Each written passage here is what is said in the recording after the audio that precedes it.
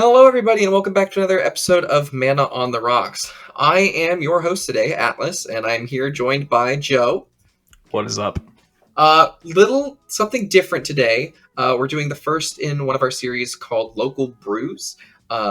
So we're gonna go in and just about every 5 episodes or so, we're gonna take a look at a list from somebody who we know or who we've played against in the community, something we think is a little spicy, a little different, and we're going to go through and dissect it and just give you folks an opportunity to hear what the thought process is behind these different decks and sort of what makes these brewers tick. So without much further ado, I'd love to introduce Chainer to you as our first deck, and come on down, have a drink with us. So take me through the thought process behind this deck. Why Chainer? What makes this guy so much better than any other Rakdos commander? So, one, he's super cool and he's super fly. But that unfortunately doesn't get brownie points in the CDH community. No, it does not. Personally, I think he's got drip, and I think that in and of itself is enough. But I guess I have to actually back it up with some things. So, kind of starting out with the deck, Chainer was just a card I gravitated towards when I first kind of came back to Magic after like a 4-year break. I saw someone play this card, and I looked at him like, oh, that's kind of cool. I want to build this guy. And then like I traded for one, and then like, okay, I only want to build this deck using just like cards I have around. I'm still playing like pretty casual. And then I was like, okay, this guy's pretty cool. This guy does a lot of cool stuff. Yeah. A lot of very unique things. And then over time, I've iterated it. And then our weekly started up because we were just getting, we were starting to lift some pandemic restrictions. And I, at the time, was playing Yisan because that was like the most quote-unquote CDH deck I owned at the time because I played a pretty tuned version of it. I didn't have like all the rocks and all the fancy cards or anything, but I had like most of the major parts, and I knew how to pilot the deck. And one day, I'm brewing with him like, okay, I kind of know what CDH looks like. What does a CDH version of this deck look like? And then like 5 days after I had built that list, you had actually told me, hey, there's a Chainer deck on the database right now. I'm like, and my eyes widened. I'm just like, yeah, it was there for a short second. It was there for like I think one whole cycle, and then they took it off. But that's kind of like my story with the card. But as to why I play it over other Rakdos commanders, it does something unique that the other commanders don't. All of the other Rakdos commanders do exactly one thing, and that's go fast. Chainer can go fast. You can build the deck and tweak it to go fast.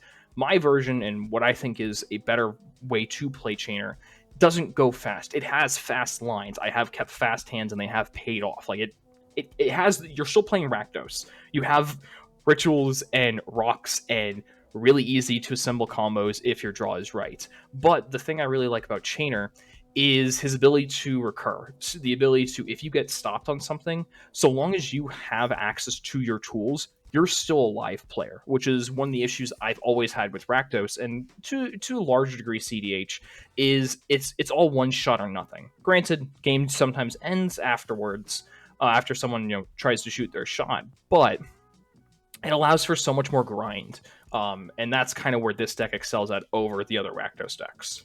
Sure. Well, you mentioned going fast, and it's like that seems to be what the colors are like known to do, right? And so this is going to be the controversial take that your list has, but even as a more mid-rangey list, your list doesn't play ad nauseam. Like, what's the thought process behind that? How much time do we got? So the thought process is twofold. One, the way the deck operates is we make use of buried alive piles, and the way we make use of buried alive piles is through Necrotic Ooze and Kiki Jiki and the interaction that those two cards have. We also make use of Razaketh to make for more pivot lines and allow for greater resiliency when trying to actually go for your combo. So those cards just make it so that your Nas donks yourself. This deck also runs a lot of 3-drops that don't necessarily help you post Nas a lot of the time. There are a few exceptions, things like Dual Caster Mage and Activated Sleeper and whatnot, Mayhem Devil. But they're not really conducive to the plan. Essentially what Nas wants to do in Rakdos specifically wants to be really low to the ground and have a lot of redundancy in its mana rocks and in its fast mana, and a higher higher tutor density than what I'm running. So that's kind of the first thing. And the other, I think this deck is just the way I have it set up is I think we're doing better things than casting Naws. Ooh, Not to say, controversial. yeah, very controversial. I mean, so this deck makes exceptional use of a classic Rakdos trick of Mizzix Mastery and Peer into the Abyss. Because we have a discard outlet in the command zone, that combo is so free. And most of the time when we are pitching Mizzix Mastery, we are usually trying to recur something from the graveyard. So we're getting value while setting up further plays down the line that sometimes people don't even see, or they see and can't do anything about because they have to deal with the thing that's on the stack right now. So when, you know, the Mizzix Mastery comes out after we've pitched Peer into the Abyss, it doesn't matter. And then Bolas's Citadel, I love Goblin Welder and Goblin Engineer to like a frightening degree, and that card just pays off everything. It slots in so effortlessly for what the deck wants to do. It's great. It's great. Secret third thing, I also just don't like casting Ad Naus.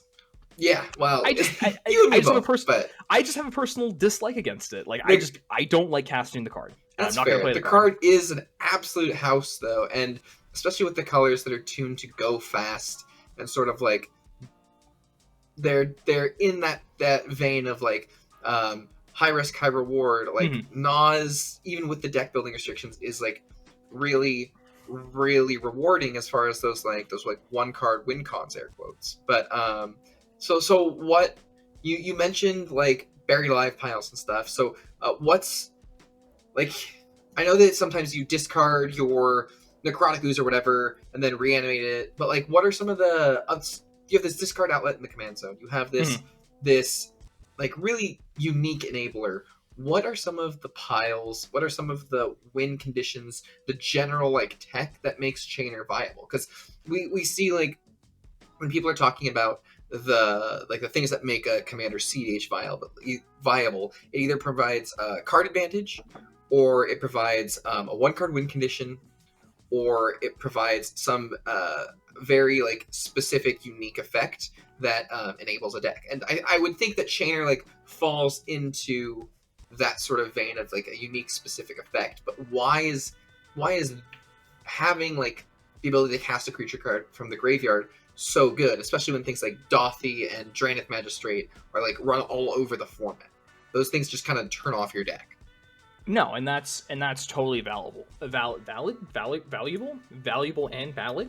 Apparently, I don't know. No, and that's totally fair. Like those two cards are very much an Achilles heel for the deck.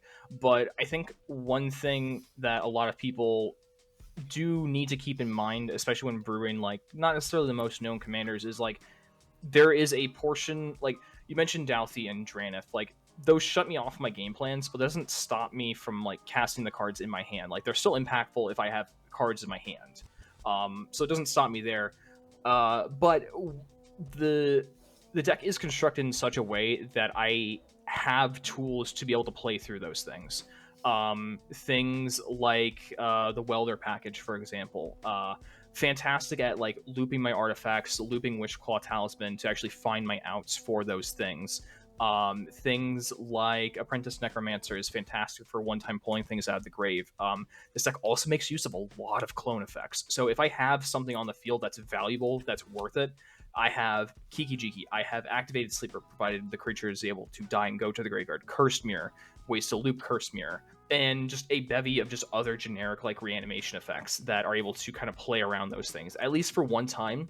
Also, like those cards hurt a lot of other decks, so if you're able to politically align yourself with people who are like, hey, this Douthie sucks, am I right, gamer? You can kind of like tag team, like, yeah, this guy has got the Douthie and the Draenith, like we can get him. Like these are not cards that are unique to only stopping us. They hurt and harm the rest of the table. Like we're just as affected by them as everybody else. Okay, so last thing before we go into a more like in-depth breakdown of some specific cards, what exactly are your win conditions? How do you end the game? Gotcha. So It's Necrotic Ooze Piles. Specifically, the card that actually delivers the killing blow is Mog Fanatic. Red mana, 1/1 Gabo that sacks itself to deal 1 damage to any target. We're able to abuse that with the interaction between Kiki-Jiki and Necrotic Ooze. Having a Kiki-Jiki in the yard and a Necrotic Ooze that's not summoning sick allows us to tap it to use Kiki-Jiki's text on it. As per Necrotic Ooze's ability, it lets you use activated abilities for any creature in any graveyard. Relevant if you're playing against other people that are also doing Kiki-Jiki stuff. If it's in their yard, that turns on your combo. So using that, because Necrotic Ooze is non-legendary, you can have it target itself and make a new haste copy. Do that to create infinite copies, infinite tapped copies, and 1 untapped copy. That's kind of the general game state we want to set ourselves up to be in. A lot of decks are really able to make use of like infinite mana or infinite creatures or infinite ETBs or LTBs. This is kind of our ideal. And then with Mog Fanatic in the yard, we can all the copies have that sack themselves text to deal damage. So that's usually how we end the game. The other way the deck ends the game is through Jewelcaster and Saw in Half. We talked about this interaction on a previous episode. Me and you are big fans of it, but quickly go over it. Saw in Half targeting something, hold priority, cast Jewelcaster Mage. Targeting this, the Saw in Half, it allows you to create infinite Jewelcaster Mages, and if you have other creatures on the battlefield, lets you create infinite of those copies. Myriad of ways to win through that. It's an instant speed line, so we can do it on an end step, going to our turn, and swing with infinite 1/1s, or if we have other pieces available to us, we're able to convert that into a win apart from that. Apart from those are like the two main win lines, and because we have just a lot of natural recursion in the deck, cards like Dockside and Mayhem Devil are fantastic finishers if the game goes long. We're able to just loop that effect a bunch and just burn everybody out. And then our creatures are pretty large and we're swinging pretty often, so we can also just go to the red zone pretty frequently. Yeah, for sure. All right, so within that vein of creatures, so I'm going to go over your list here, and and I'm going to stop on a couple of the key ones that I think are interesting and that listeners might be curious about your thought process on the inclusion. So you're playing Dragon's Rage Channeler, Goblin Welder, Mog Fanatic, Bragavan, Skirk Prospector, Stitcher Supplier, kind of like generic things you expect to see in like a red-black very deck. standard red-black stuff. Yeah, and then we hit this Apprentice Necromancer card that you mentioned previously, which for those who might not be familiar with, a little bit more obscure card. It is a wizard that is a 1/1, is black and 1 to cast, and it has the ability pay a black, tap it, sacrifice it, return target creature card from your graveyard to play. That creature gains haste, and at the end of the turn, you sacrifice it. So it's sort of like a Kiki-Jiki activation style thing, but it's returning a creature card from the graveyard. What's the purpose behind this card when your commander's already casting from the graveyard? Redundancy. Chainer has unique text in that his discard ability is once per turn to activate. Sometimes you need to be able to do multiple activations on a turn for whatever reason. But there are two key things. One, it's a tap ability, and usually tap abilities are kind of balanced internally when it comes to Magic Design on this card needs to stick around for a turn to be able to actually use it. And it's a pretty powerful effect. It's a non-restrictive reanimate effect that doesn't cost anything apart from mana, and that's pretty easy to do. So it lets us get more reanimation. The other thing is it's instant speed interaction. There's a lot of cards in this deck that really, really like to be on the battlefield at instant speed. Being able to, one time flash out a recruiter, Imperial Recruiter, get something out, recurrent opposition agent. Maybe we're crimped on mana because you have to hold up mana for interaction, or we just interacted, we have this one black mana, but our graveyard's still live and Necromancer's still online. We can make use of those things. So it's just essentially interaction and redundancy. That definitely makes sense. Redundancy is kind of the name of the game in a lot of aspects. It's like you want to make sure that you have like X number of tutors that grab your win condition or whatever. Got some card drawing here. You got Dark Confidants, got some light stacks pieces that are good for you. Dothy Voidwalker seems really cool. Goes to your graveyard when you activate it. You can recast it. Dockside Extortionist. Oh, yeah. I just want to talk about Douthie in this deck is disgusting. Because you are able to crack Douthie to get a card, and then if you have a card in hand, you pitch it to Chainer. Douthie comes back, Chainer sees that, and then rehastes the Douthie. So you just get more play with the Douthie pile than other people do. Yeah, for sure. There's your dockside staple. If you're in Staple. red, you pretty much have to be playing this card, or you're kind of throwing. Yep. There's Goblin Engineer, is another welder type effect. Tutors for an artifact, dumps it to the bin. You can pay some mana and tap this guy to reanimate it. Now, Activated Sleeper. This is a kind of a unique card. Don't see a lot of it outside of Hulk pile decks. For those listening, it is a 2 generic mana and 1 black for a Phyrexian Shapeshifter. Activated Sleeper has Flash. It is a 0/0, and you may have Activated Sleeper enter the battlefield as a copy of any creature card in a graveyard that was put there from the battlefield this turn, except it's Phyrexian in addition to its other types. So, we're red-black. We don't have counter magic, and we don't have Swords to Plowshares. So our interaction is narrow, limited, and sometimes not instant speed. So it's unfortunately one of those we take it where we can get it. However, Activated Sleeper does a lot of heavy lifting in this deck. We play 3 flash creatures primarily in the deck. Dualcaster Mage, as I mentioned earlier. We play Oppo because we're in black. This is the third one. Flash specifically on creatures breaks timing when it comes to Chainer. So these cards can be milled over, discarded, whatever, find themselves in the yard. So long as we have a card to pitch to Chainer and we have mana, we are able to flash out these creatures. And sometimes people just don't expect it. It's interaction from the yard when people aren't thinking of it. It does things like if someone is like bolting Archon of Myriads or other like Rule of Law effects, and we need to keep the board under a Rule of Law to have it go to our turn so we can try and win.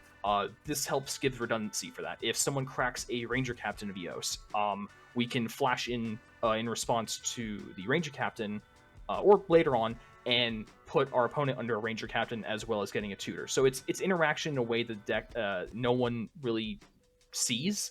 And Chainer is pretty uniquely qualified to kind of take advantage of that outside of Hulk piles, really. Yeah, for sure. Just so this is a good point, I think, to go over some of the unique rulings about Chainer's ability. We'll just take a pause from the reviewing the actual deck list. But you mentioned flashing out Activated Sleeper from the graveyard. Let's go over that one a little bit more. Sure. So Chainer has 2 primary abilities.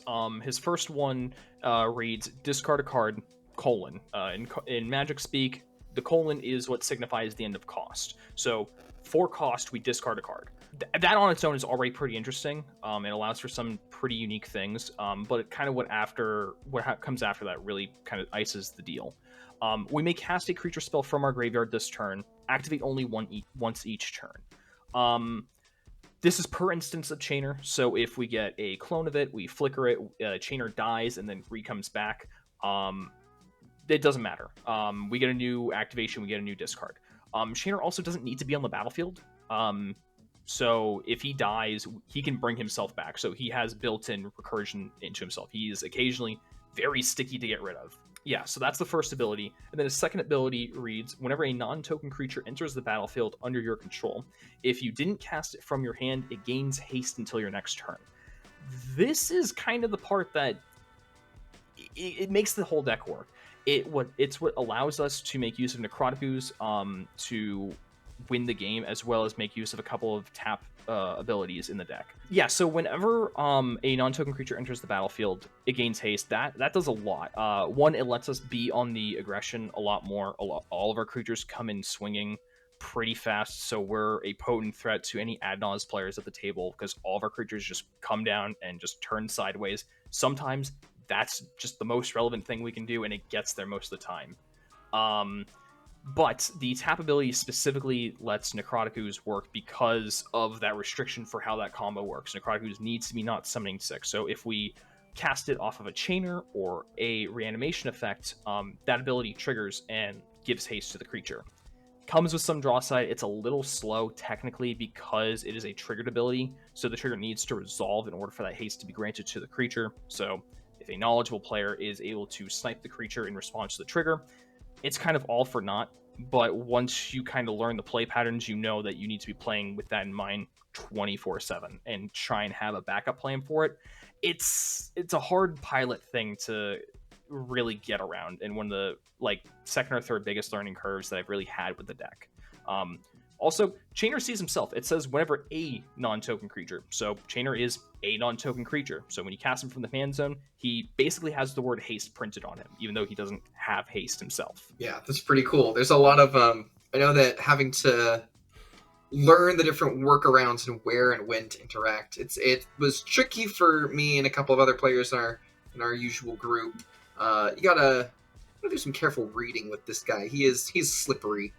It's a very, very tricky card because it's a lot of the stuff that he does, you kind of don't realize it until it happens. Yeah, it's one of those things where like you're like, oh yeah, okay, so I know what this does, and then you know what it does, and then you don't know. and then like even if you're aware of it, you get put into a situation where you're like, okay, cool, so he's gonna have a Dothy, and then he'll recast the Dothy, and you might even click that it's gonna have haste when you recast it, but then like you're over here going, yeah, so I'm gonna cast this thing, pitch this card, recast the Dothy, trigger, it's gonna gain haste, which allows me to now crack the Dothy again to recast the thing immediately. Like it doesn't always click that way. And the amount of times that I have like ripped multiple tutors out of singular Dothy piles with just one Dothy is ridiculous. It's insane. Also, Welder and Engineer just are fantastic fits for the deck because Chainer basically sets up everything you need for the Welders. It puts the artifacts you want in the yard, and it grants haste to them, so that way they are online immediately. One of my favorite play patterns to do is just like pitch a Bolus of Citadel before 2 players before my turn because it's once each turn, and then going into my turn, pitch a Welder, and then just recast the Welder on my turn, and just be like, you gotta have something. I'm just gonna uncounterable put a Bolus of Citadel into play. It's disgusting. It's ridiculous. That's standard Rakdos tech, but Chainer is just able to kind of take that to the next level. Chainer enables the deck to do substantially grosser things. Absolutely. Okay, so now we've covered Aggravated Sleeper, and we've reviewed Chainer's ability one more time. So some other cards you have in the deck are Braids, Arisen Nightmare, which is kind of a house. It says set up your graveyard and draw 3 cards. Yeah, it's really strong. I know that I've played it in a couple decks. It's caught on a little bit with some other players too. I've seen some stuff in different discords. It's very strong. It is a 3/3 legendary creature. It's a nightmare. Casts for black 1. At the beginning of your end step, you're allowed to sacrifice an artifact, a creature, an enchantment, land, or planeswalker if you want to. And if you do, each opponent then gets the option to sacrifice a permanent that shares a card type with that sacked permanent. And for each opponent who does not, that player loses 2 life, and you, the controller of Braids, get to draw a card. Mm-hmm. So really strong, great value for card draw, especially as a graveyard-centric deck. It does everything you want. Yeah, go ahead and sack your opposition agent, and then recast it at the end step or something. It's great. It keeps you live. There's basically no downside to it. That's the way you're able to mitigate this card, is because these are things that we want in the yard, and we can take advantage of them when they're in the yard, and we get to draw cards off of that. Yeah, and then there's Dualcaster Mage. We mentioned Dualcaster Saw combos. Great piece to interact with if you're in Rakdos. You can copy tutors or counter spells or really whatever you need. We've mentioned our second favorite Rakdos commander, Florian, on a couple of other episodes. We have. Florian is a 3/3 with first strike, casts for Rakdos +1, and then at the beginning of your post-combat main phase, you look at the top X cards of your library, X is the amount of life that your opponents have lost this turn. You get to choose one of those cards, place into exile. The rest go on the bottom of your library in a random order. You may play the exiled card this turn, so it's kind of like Rakdos Tymna. Imperial Recruiter, Mayhem Devil, Opposition Agent, Professional Facebreaker, all pretty standard Rakdos staples, just generically good, strong value engines. Facebreaker in particular is really good because our team naturally has a lot of haste, so we're able to pretty frequently get triggers on Facebreaker. And Looping Dockside, like you mentioned before. Yeah. You have treasures to sacrifice. You can impulse draw those cards. Absolutely. Yeah. Absolutely. And then Necrotic Ooze is our main man combo piece. Mm-hmm. And Auric Lore Mage. Now this card is a little bit interesting. I know that it's been in and out of different versions of the list, but at present, you think that it is just good enough for your configuration. You think that it's worth playing. So Auric Lore Mage is a black 2 human warlock. It's a 3/3, has the ability tap. So once again, getting abused by Chainer's ability as long as we're not casting it from our hand. Necrotic also steals this text as well because because it's an activated ability. That's true. See, we're going over the deck right now, and still doesn't even click with me how strong news can be. Layers upon layers to this deck. So this is more or less Entomb on a stick. You search your library for a card, put it in your graveyard, and shuffle. If that entombed card was an instant or sorcery, you get to put a 1/1 counter on Auric Mage. That text has been relevant, I think, exactly once when I dumped a Faithless Looting. I think like post pure or something, or I needed like I just needed some form of like card filtering, and I'm just like, I'll just dump the Faithless Looting, I guess. Yeah. So the 1/1 counter is not super relevant. The rest of the ability isn't relevant. The relevant text to it is that it is a controlled way to dump a card into the graveyard. So often people will be like, okay, this is a graveyard deck, this is Reanimator, I'm just going to rest in peace you and kill you. Well, if I have this on the battlefield, I control when I put the card in the yard. Like, I will put it into the yard when I am ready to go, or in response to something when I'm set up. A lot of times I will just have like Chainer and this on the battlefield and mana open, and I have access to any instant speed creature from my deck. I don't need I need one card in hand. It doesn't matter what the card is. As long as I have a card in hand, I can activate the Oracle Lore Mage, pitch the card, and then just cast an opposition agent basically from my deck. Like, it's just interaction. Also, Oracle Lore Mage on its own sets up the Necrotic Ooze pile with no further need to upkeep it or whatever. First activation, you dump the Kiki Jiki. Second activation, I think I do Razaketh these days first. I think Razaketh and then Necrotic Ooze, and then cast Necrotic Ooze from the yard or reanimate it otherwise. It gets the text of the Razaketh. I sack the Oracle Lore Mage to get a search. I sack Chainer to get another search and send Chainer to the yard. Chainer gets Necrotic Ooze's text goes onto Chainer, and then the deck the combo is already set up from one card. It's another 1 card win condition. Bit slower, bit more interactable, but it kind of sneaks through a lot of the time. It's like Birthing Pod in a way. That card, I have yet to see that card sneak through, but yeah, I get what you're saying. You also know what the deck does, so you know how to interact with it. I was talking about Pod, but yeah. Oh yeah, Pod, yeah. Yeah, okay. So we'll move into your sorceries here. Once again, a lot of standard Rakdos tech. Got Faithless Looting, Gamble, Reanimate, Unearth, Demonic Tutor, Diabolic Intent, Shatter Skull Smashing, Buried Alive, Praetor's Grasp, super valuable card. Mm-hmm. In a lot of decks, just very versatile. For those who aren't familiar with it, black 1 for a sorcery. Basically get to opposition and opponent. You search their library for a card, exile it face down. You may then play the card for as long as it remains exiled. And this includes lands. You can just play it. So then, of course, Toxic Deluge, Mizzix's Mastery, Peer, like we mentioned. The one card that some players might not be familiar with, but is a staple for anyone who's used to playing Rakdos and messes with their graveyard, is Feed the Swarm. Feed the Swarm. It's a black 1 sorcery. Destroy target creature or enchantment an opponent controls. You lose you lose life equal to that permanent's converted mana cost. Lose half. Jesus Christ.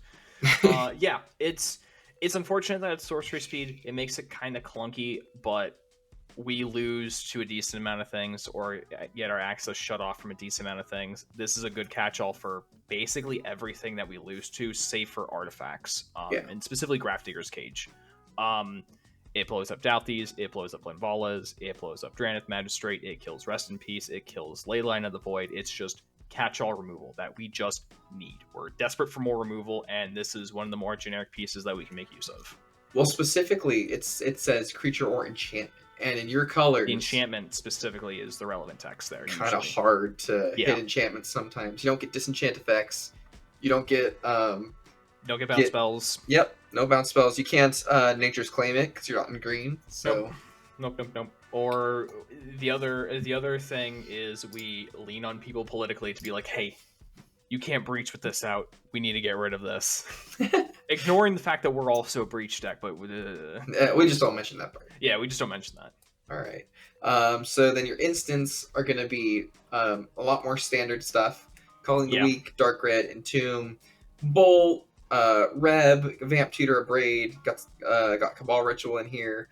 Tainted Pact. Chaos Warp, once again, removes enchantments. It's an instant speed, Generic unconditional removal removal. spell. Yep. Deflecting Swat, Saw in half, Deadly Rollick. Is the black free with your commander spell. Just exiles a creature, costs black 3. And then the two spells in here that I thought were particularly interesting are Shallow Grave, which those Anala players out there will be familiar with, or maybe even some Hulk players. And then Slaughter Pact. So let's start with Shallow Grave. Why is this card great in your deck? So Chainer lets us instant speed discard a card. If we discard a creature card, it is the topmost creature of our pile. This is just instant speed reanimation. It also crucially gives the card the creature it reanimates haste innately. So we don't need to wait for a Chainer's haste trigger to resolve. Hell, we don't even need Chainer involved. Period. It's another Swiss Army knife in our toolbox that lets us combo, lets us interact, lets us gain advantage. There's a common theme, as you can tell throughout this entire deck list. Rakdos is hard to interact on other players' turns, so I try and play a lot of cards that give me the most room for interaction, the most room for play on my opponent's turns. So that way, when it rolls around to my turn, I have interacted with the board. My political obligations are kind of set. Like, I've done stuff for people. Maybe people have done stuff for me. Who knows? But I've made an impact throughout the entire turn cycle. So when it comes to my turn, I can try and go for the win if it's correct for me to do so at the time. Shallow Grave is just another effect that lets me do exactly that. All right, and then Slaughter Pact. Everyone's familiar with Pact of Negation. It's a staple in our format. However, Slaughter Pact is its lesser-known cousin. It is a black spell that casts for 0, destroys target non-black creature, and at the beginning of your next upkeep, you must pay black and 2, and if you do not, you lose the game. Why are we including this card? Is it just for Drannith Magistrate, or Collector Roof, or... It kills all of the creatures that we lose to, with the exception of Douthie. That is the only card. There's the only creature card that we lose to that this card does not hit, and it's free interaction. It's just good. That's all there is to it. It's all there is to it. I wish it could also hit Douthie. It just doesn't.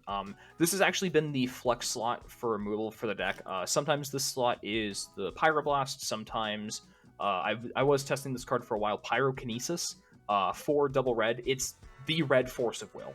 You exile a red card from your hand and you deal 4 damage to any creatures, split as you choose. Card's insane. Every single time I've cast it, it feels really good.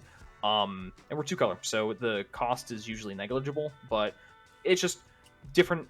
It's just, different removal for different situations, really. For sure. You can tweak that based on what you're seeing in the meta too, I'm guessing. Yeah. Alright, so got a lot of artifact ramp in here, being as you don't have dorks.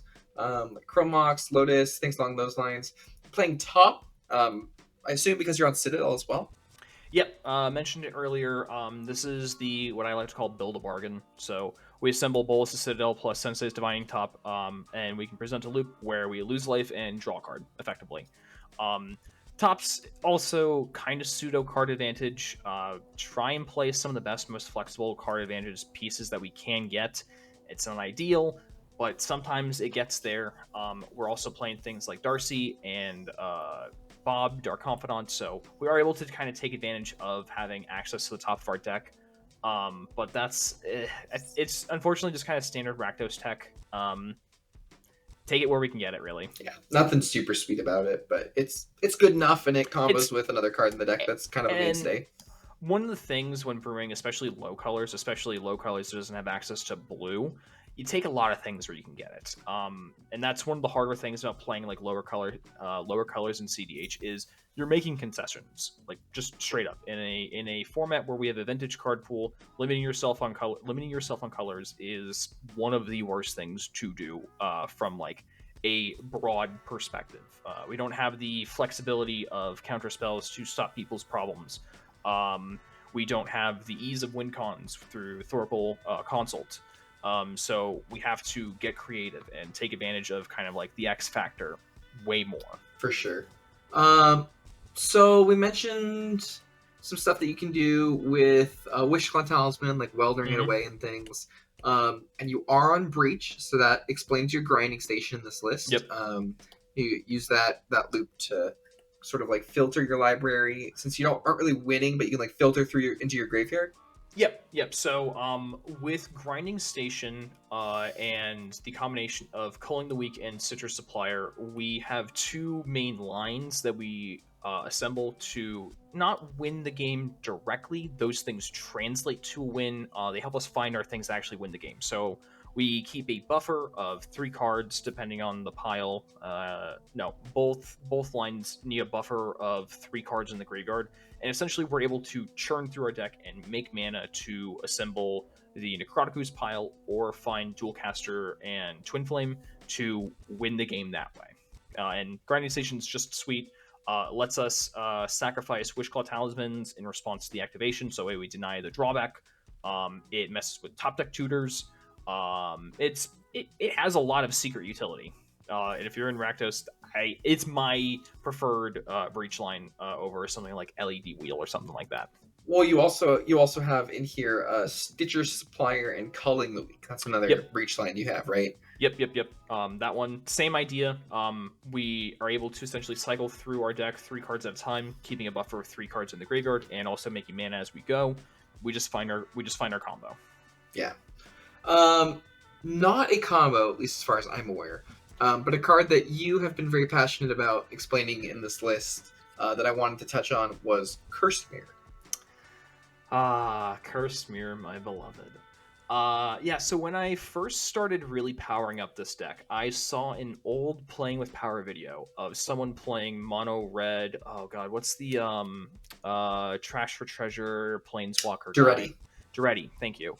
I saw them go Goblin Engineer, send Cursed Mirror, activate Cursed Mirror, or activate Goblin Engineer, bring back Cursed Mirror for a Goblin Engineer, and dump like the other half of their Mesmeric Orb combo, and then just grab that out. And my brain exploded.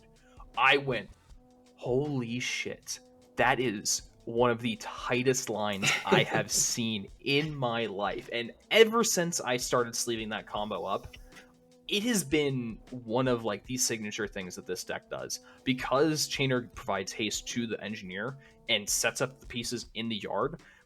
Everything kind of slots together, and it's, hey, would you look at that? It's interaction, it's protection for the table. Someone tries to remove the rule of law creature.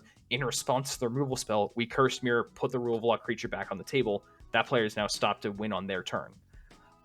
It lets me copy things. We can get 2 Mayhem Devils out. We can get 2 Face Breakers. We get to loop Orc Lore Mage even further. We get to put a hasted copy of Necroticus on the deck. It is glue that holds it together, and is usually my first send-off engineer, unless I'm pretty sure I need something else, because it's removal, it's toolbox, and it's the way to assemble the combo all on its own. Because we just go engineer, dump Curse Mirror, copy engineer, dump Wishclaw Talisman, recur Wishclaw Talisman, untap, activate Wishclaw Talisman, sack the Wishclaw Talisman, get something else, find our tutor, win. I'm gonna hit pause right there. I realized I neglected to elaborate on what Curse Mirror does. It is red 2 for an artifact, taps for red, replacement effect. As Curse Mirror enters the battlefield, you're allowed to have it become a copy of any creature on the battlefield until end of turn, except the creature that Curse Mirror becomes has haste. Yes. The first few months I played with this card, I thought it was like Kiki Jiki in that if you do it on an end step, it persists as the creature. It does not. It falls off during the cleanup step. Apologies to my opponents in the past. I thought I understood my card. I didn't understand my card. However, there are situations. It's funny. There are situations where you want it to be one or the other. I'm kind of glad that it's the cleanup one, because it makes for certain lines to be a lot cleaner. It sucks that you don't get things to persist into your turn, but oftentimes you just need that one-shot clone effect, and then you really want the artifact on board as food for the Goblin Engineer or the Welder. It's the Rakdos image for someone else's Dockside Extortionist. Absolutely. It's a clone effect. Sky's the limit with how good clone effects are, and the fact that we get basically an uncounterable instant speed way to clone something on the battlefield, sure. The fact that it doesn't stick around forever, we'll take it. It'll do enough damage on its own. Absolutely. So now we're getting into enchantments here. And this is a little bit of an interesting one. Um, so Animate Dead, one would Hmm. expect to see. We've Yep. mentioned Underworld Breach, of course. Everyone's Um, favorite cringy enchantment. yeah, right. And then Necromancy is another Animate Dead style effect. It's black Hmm. 2 uh, for an enchantment that when it enters the battlefield triggers to return a creature card in any graveyard to play under your control. But Necromancy is a little unique. It gives you that sort of like instant speed style interaction that you were mentioning before, because you can cast it as though it had flash. However, if you do cast it at any time you could not cast a sorcery, um, the creature that is reanimated must be sacrificed during the cleanup step, and or if Necromancy leaves play. So once again, a little bit of like an Animate Dead enchantment style thing there. Little different because it is instant speed. So there, other than like the generic, like oh, at your end step I'll flash this and get like a sweet ETB or whatever.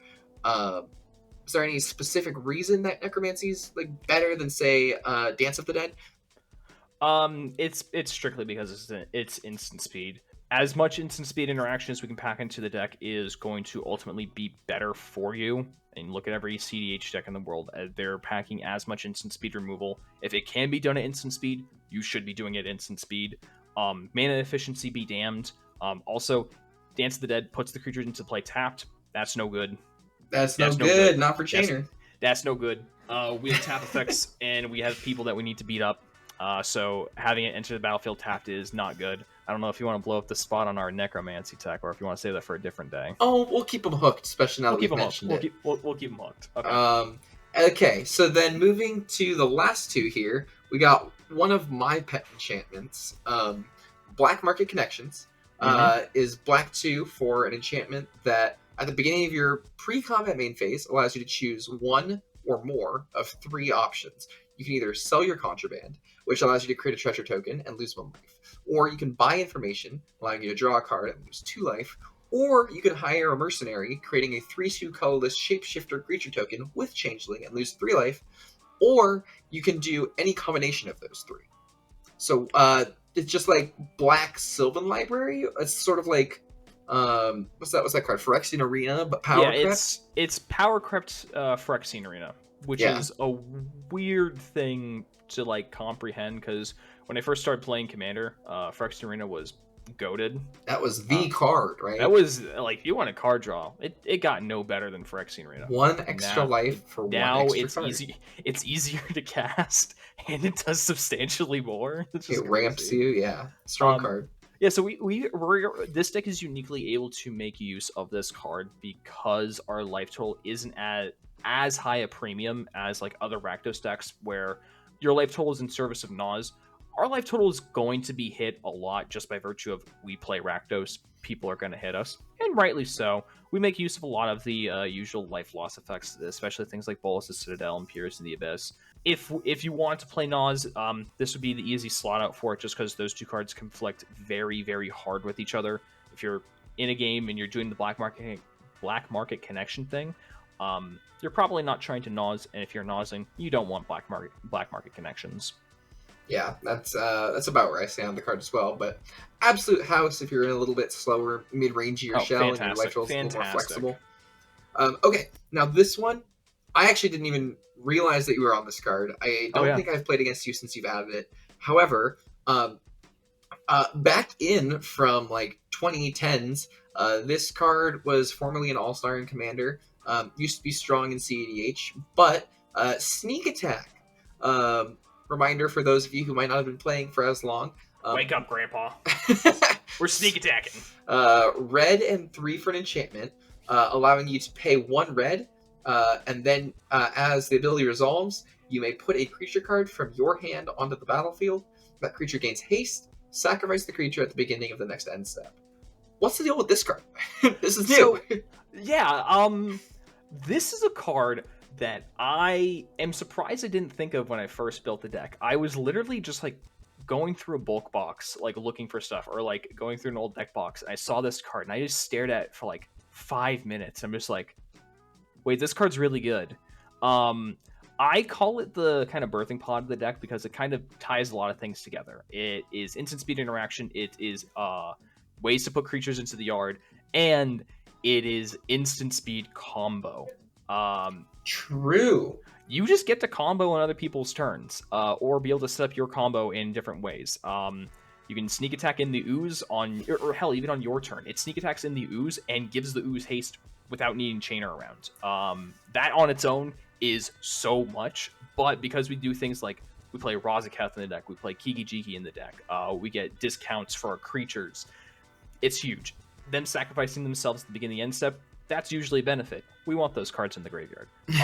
One of the funnier lines that this card enables is on an opponent's turn, before we head to their end step, at the end of their second main phase, we can activate this, put Kiki Jiki onto the battlefield. End step, let the sacrifice trigger resolve, and then this is classic Kiki Jiki tech, where if we activate this ability on an end step, the creature persists because it sacrifices at the beginning of the end step, not at the end of turn, a la like Necromancy or any other card that fades during the cleanup. So what we can do is, Necrotic Ooze has haste, we have Kiki Jiki in the yard, we just make infinite dudes and then just go to combat on our turn. You can't do that without sneaking. So it's instant speed combo, it's more toolbox, it's more interaction, it's exactly what the deck needs. Ever since I played this card, it's sick. If you have it out and you go for a Peer into the Abyss, your lines get easier and are harder to interact with because all your creatures are uncounterable. Just puts them straight into play.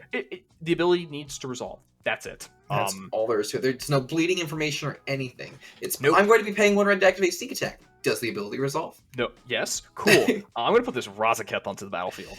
That makes all of your opponents very sad. It's sick. It's tech. I'm a big fan of the card. I'm actually surprised that you don't see this card played in anywhere else in CDH. It feels like a card that, like, granted, I think it's a card that gets better when the meta is slower.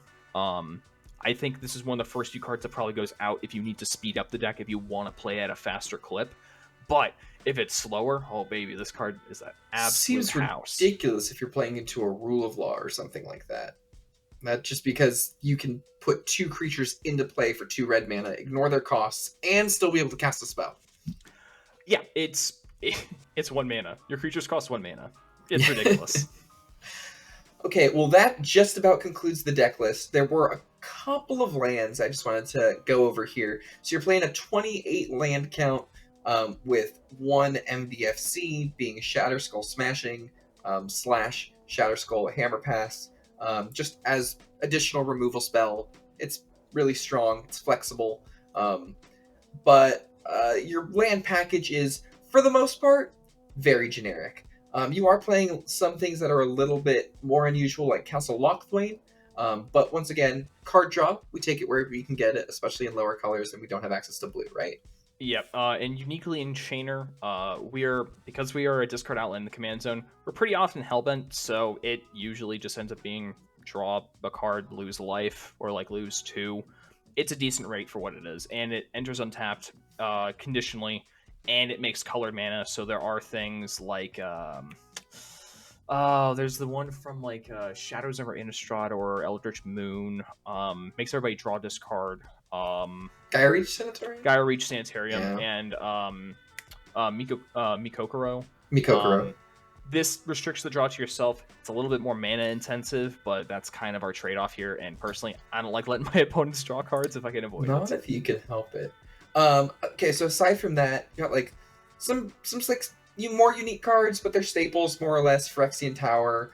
Yeah. You got like Spire of Industry as a staple card. It's just like a pain land that turns into it produces a rainbow instead of specifically red or black. Takanuma seems really strong. Get to mill 3, opening up access to your graveyard, and then it can also return a card to your hand. It lets us save Necrotic Ooze or other critical cards in instant speed. So it's just a way. It's a way for us to pull critical cards out of the yard in case, like, we see the Rest in Peace coming down and we can't Takanuma. It allows us just to save our things and bide our time. Yeah, because it pulls the cards out of the graveyard. It doesn't have to have been milled by Takanuma. Nope. But the main two that I wanted to just go over real quick, because these are something that you will hardly see in any deck, um, being Collector Oof and Dockside Extortionist, being that they exist. Vault of Whispers, and I think the other one is Great Furnace. They are the red and black artifact lands. Care to elaborate? Yeah, so these are unfortunately concessions for us being on both Mox Opal and the Welder package. We really want artifacts on the battlefield. It's an easy way for me to like increase the count for Mox Opal and also keep artifacts live for Welder and Engineer. I every single day I look at this list, I'm wishy-washy on it just because it for the exact reasons as you mentioned, like oof rips away our lands, it feeds docksides in a deck that we're already feeding docksides. There's a world where I take them out, and I don't necessarily think that's incorrect, but for right now they're fine enough. But it definitely does suck to get hosed by those cards. And yeah. For sure. So that covers basically the entire list. So the next thing I wanted to talk about is just like your general matchup spread. Like, how do you approach a game? What decks are you scared of? If you look at your pod composition, where are you trying to position yourself in terms of speed generally? So that's going to be dependent on the pod that we're in. If I am up against like green based stack decks or like Winota specifically, I'm generally going to take a bit more of a control-y position. I'm going to look for hands that have removal spells, and more resilient creatures, and maybe like a card advantage engine. But I'm mostly trying to lean on control. Trying to find a way to get to Toxic Deluge kind of as soon as possible. And then once Toxic Deluge happens, the board's kind of open for us to do whatever. I'm not necessarily worried about like rest in peace effects, but I am worried about like Dranth Magistrates and Linvalas in those matchups. So that's what I have to say for that. And then for kind of more of just like the mid range variants, I'm mainly looking to get some sort of advantage piece and looking for a way to stick Chainer fast and early. And just kind of riding him out as him being my value engine. And then for any other fast decks, any other decks that are like, okay, you're very clearly like an Adnaz deck. Think Grixis Piles, other Rakdos decks. I'm usually trying to be essentially a bad version of Winota, where I will stick a threat, mainly Chainer or something else, and I will just attack relentlessly. Usually those are the pods where I'm trying to have like turn 1, turn 2 Chainer, and then just I'm going to stick on you like a mad dog and not let go until you're not going to be able to add Nas anymore. For sure. That makes a lot of sense, especially when you consider that you have a lot of creatures in the list that are like 3Xs with some additional ability, whether that's Menace or Shadow or like First Strike, something along those lines. Your deck is very aggressive. Yeah, no, it's an aggressive slant, and we need to take advantage of that. It's one of the more unique things about Chainer specifically as one of the Rakdos commanders is we turn sideways a lot, so we play better statted creatures, more like I wouldn't say I want like a dedicated combat creature, but having creatures that are just bigger and more keywords is usually going to be good for wanting to just like connect, because one of the common play patterns with Chainer is if you have Chainer on the battlefield and a creature you want to haste, you just discard the creature and then cast the creature like you would normally, except it has haste, and now you just swing in with it. You've just given a creature haste. Just immediately, just immediately have haste. So aside from like play aggressive, make sure you spend some time to learn the lines. What's some advice that you would give to somebody reaching into Rakdos for the first time, and they're looking to play a little bit more mid-rangey than say like Prosper or something like that? Something that's a little bit, maybe not just a little slower, but still like potent in a different meta. See, it's interesting because I view Prosper as almost like the polar opposite of what Chainer does. Prosper provides a lot more mana and a lot more direct card draw to your overall strategy, which is not a bad thing. In fact, it is a good thing. It is one of the best. He is one of the best commanders, kind of in the format. That's really only hindered by his color identity. If he had 3 colors, he would be busted. If he was 4 or 5 colors, we would only see this guy. Like, I don't know how to tell you this. He makes treasures and gives you an extra card each turn, guaranteed. That's busted. But it's Chainer is ultimately kind of a meta-call commander. I have learned he is really good when you are expecting Thorn of Amethyst, Thalia's, Rule of Laws, because Chainer's ability is only once per turn. You're able to do that on once of each person's turn, and your combo, you only need to cast 1 card. You have like very common lines where you only need to cast 1 card. The rest of your deck is activated abilities, so you can play in a Rule Law, no problem. So that's generally where he fits in. Yeah. Okay.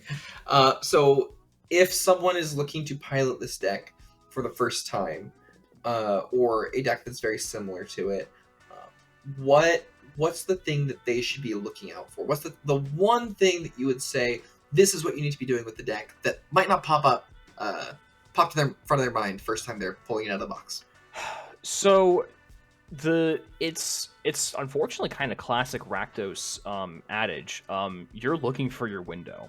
And Rakdos specifically is a color identity that rewards you very heavily for knowing when your window is and taking it as best as you can. You don't have the luxury of white to hide behind, like Grand Abolisher or Silence or a Ranger Captain. When you're going in, you're unfortunately needing to go all in, so you need to pick your moment pretty particularly. As for Chainer particularly, he is unique in that you are able to kind of layer your win attempts inside of each other, and kind of hide behind your value stuff. So, I'm just trying to cast this Dalthy, I'm just pitching this Welder, I don't have any artifacts in my graveyard, I can't really do anything, but I've got this Bolus of Citadel in hand. I'm just waiting. So that way when I get my window, I can pitch Bolus of Citadel for cost, recast the Welder, and then just weld it out.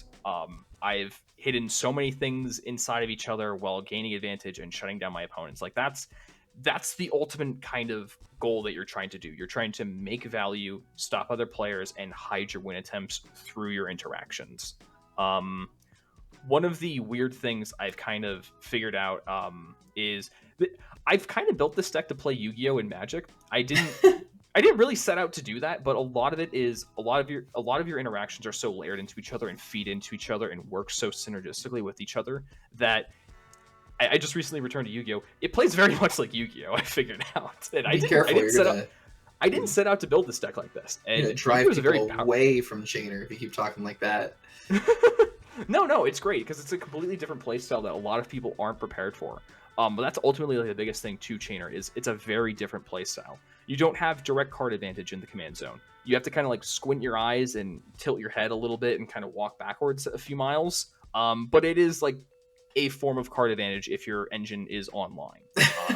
Difficulty is your engine needs to be online, and CDH isn't forgiving for that. But even still, I think that this deck has the chops to hang with the other Rakdos decks, especially because this deck specifically preys on ad nauseam like no other. We have a 3/2 that comes out on turn 1 with haste that will just attack into the ad nauseam player for 5 turns. We're gonna get there. We're gonna get there. We're gonna take away your life. Yeah, that would be my advice. Great. Well, was there anything else that you wanted to mention about Chainer that I might have missed before we give our viewers back the rest of their day? Not really. Chainer for me is obviously I am incredibly passionate about this card. Like this deck means a lot to me. This is one of my favorite decks that I've had the pleasure of building and brewing and playtesting and figuring out. And ultimately is why I wanted to do this podcast, because it's an example of you can take an idea and push it to its absolute extreme and make it CDH. A lot of people have told me this isn't CDH. I've submitted this to the database. They've told me this is not CDH, and I just have to turn around and go, then what the fuck is CDH then? It's you have to be playing Adnos, right? You have clearly. To I'm not on Adnos. I'm not on Diamond. I'm not on Wheel. It's not CDH. And to me, I have to stick a middle finger at those things, because just because I'm not playing the staples of the format, the expected cards, doesn't mean that my deck isn't doing something completely unique, completely different, plays on a different axis, plays away from those things, and plays into other things that are just as effective, if not more. Peer into the Abyss, Mizzix's Mastery, costs 1 less mana than Adnaz, will draw you more cards. Bolus the Citadel, costs 1 more black mana, and lets you cast the cards while you're losing that same amount of life. And it's easier to assemble, and it's faster, and usually uncounterable. It's a lot of bonuses for strategies that might not be there quite are the norm. upsides, and no one wants to explore these upsides. Yeah.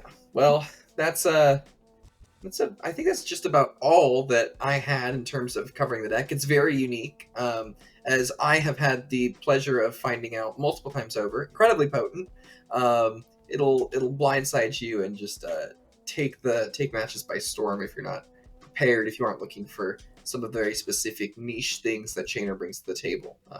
It's an awesome deck, and I'm really glad that we got to do this deck tech on it. So. Absolutely. One of my all-time favorites. As much as I want to recommend it, I know this deck isn't for everybody, but it's worth a shot because it is incredibly different from what is expected of the color identity. And I don't know, I think having variety of options within specific color pairings is a good thing to do. It's hard because the best things in color identities are known and are expected and are established. So straying away from those things, you get a lot of side eye. And I don't know, I'm kind of here for people to give me the side eye. Well, for anyone who is interested in looking at Joe's list a little bit more intricately, we will be putting the link in the description so that you can take a peek at it and maybe get some of your own ideas to take away, or honestly, net deck it, try it, give us some feedback about what you think. This list is I have to thank a few people for this list. One, Atlas, I need to thank you. You have been instrumental in making sure that I'm like playing the good cards and also being like the most stubborn brick wall when it comes to me needing to explain my cards, because genuinely I need to be able to do those things if I need to like say that this is CDH. Can't afford to let you get lost in the sauce. No, look, I love to get lost in the sauce. There are so many things I like to. I have theories upon theories with this deck, and you keep me grounded, and I cannot thank you enough for that, because ultimately the deck becomes better, or at the very least, I have to get more creative to work around those things, and then surprise you, which surprises me, and so on and so forth. But the second shout out I need to give is to a fella called Buzon. Buzon on Moxfield. He is the brewer who got the original list of Chainer onto the database. I was very shocked that mine and his list were pretty close to each other. Just in terms of the win conditions, we both kind of identified Necroticus as being one of the best things that this deck could do. And specifically the slot for Oracle Lore Mage was a card I didn't even know existed until I saw his list. And then his line specifically with Razaketh fundamentally shifted how the deck plays for me. So I can't thank him enough. Well, I think that just about wraps it up for us today. Thank you everyone for listening and joining us for another episode of Man on the Rocks. Hope wherever you are, you're having a great day, and we hope that you'll join us again next time. See you later.